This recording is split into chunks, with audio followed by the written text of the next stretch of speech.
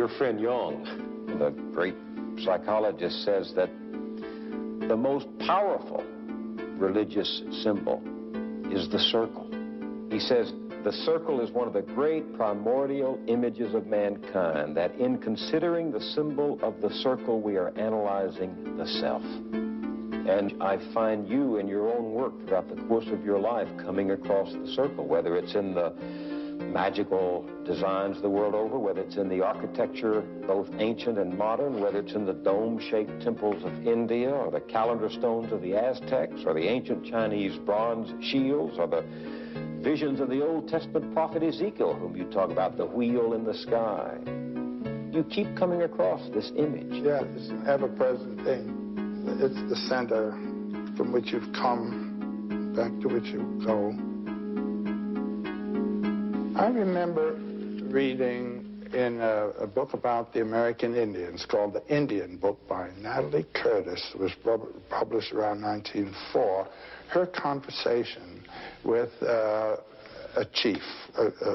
I think he was a chief of the Pawnee tribe. And among the things he said was, when we pitch camp, we pitch a camp in a circle. When we look at the horizon is in a circle. When the eagle builds a nest, the nest is in a circle. And then you read in Plato somewhere, the soul is a circle.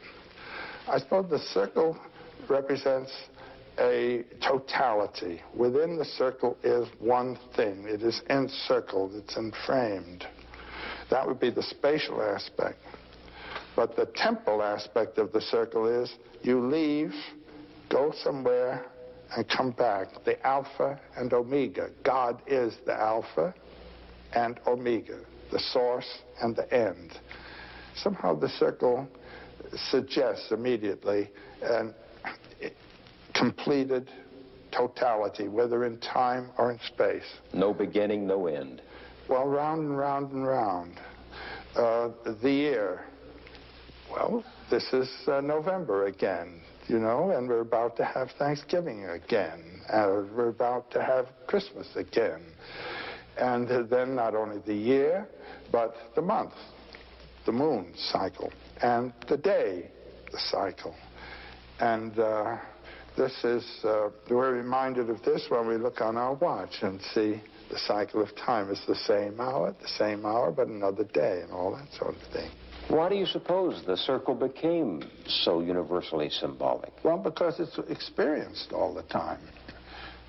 Experience it in the day and the year, just as we've said, and you experience it in leaving home, going on your adventure, hunting, or whatever it may be, and coming back to home. And then there's a deeper one also, that mystery of the womb and the tomb.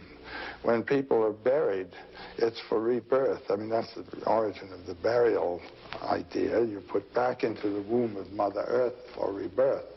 And Jung kept returning to that theme of the circle as being the sort of universal symbol. Well, Jung used it as a pedagogical device, actually, what he called the mandala. This was actually a Hindu term for a sacred circle. Here is one of the pictures. That's a very elaborate mandala.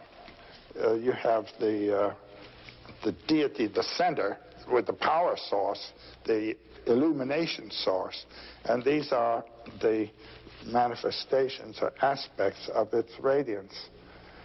But in working out a mandala for oneself, what one does is draw a circle and then think of the different impulse systems in your life, the different value systems in your life, and try then to compose them and find what a center is. It's a kind of discipline for pulling all those scattered aspects of your life together, finding a center and ordering yourself to it.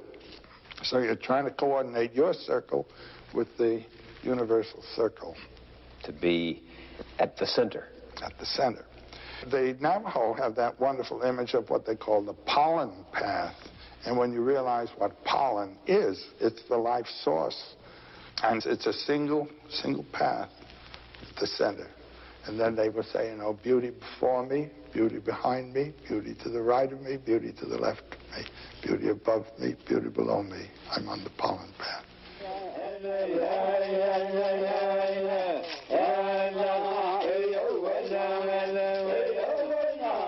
So the little cosmos of one's own life and the macrocosm of the world's life are in some way to be coordinated.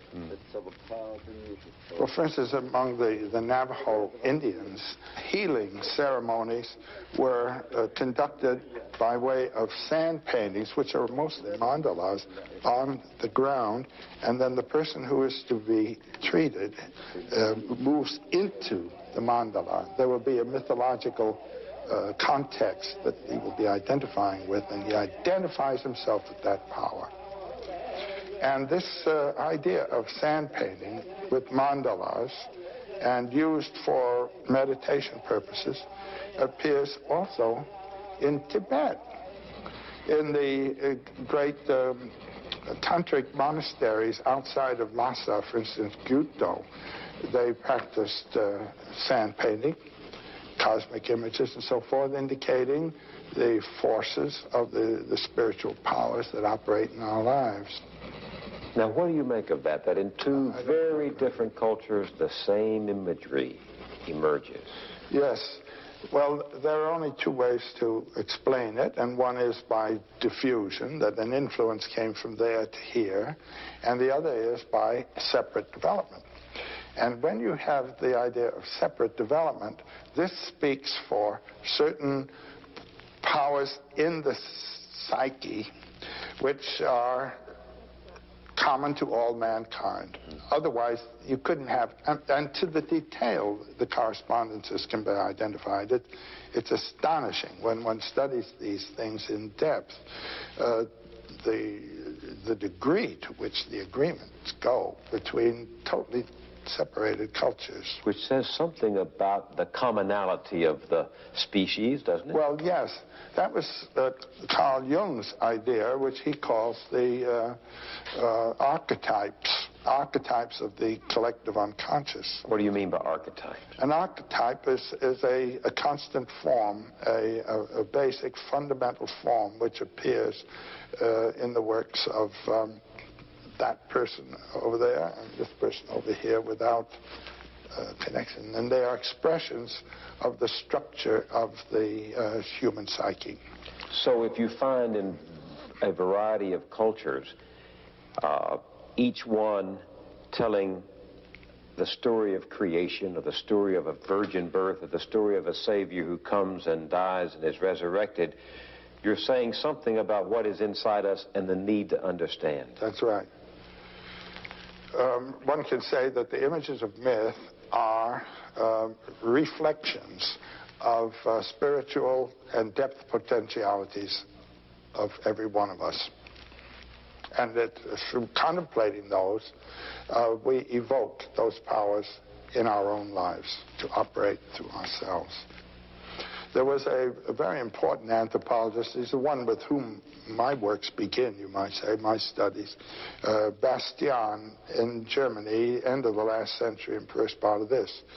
He was a world traveler and recognized very soon that there were certain motifs that appeared in all of the religions and all the mythologies of the world. Such an idea, for example, as a spiritual power. That's an archetypal image that appears everywhere. And he called these elementary ideas. But they appear in very different forms in different provinces and at different times. And those different forms or costumes he called ethnic or folk ideas. But within the ethnic idea is the elementary idea. And it is those elementary ideas that Carl Jung then began studying and called archetypes of the unconscious. When you say elementary idea, they seem to come from up here. When you say archetypes of the unconscious, they come from up here. And they appear in our dreams as well as in the myths.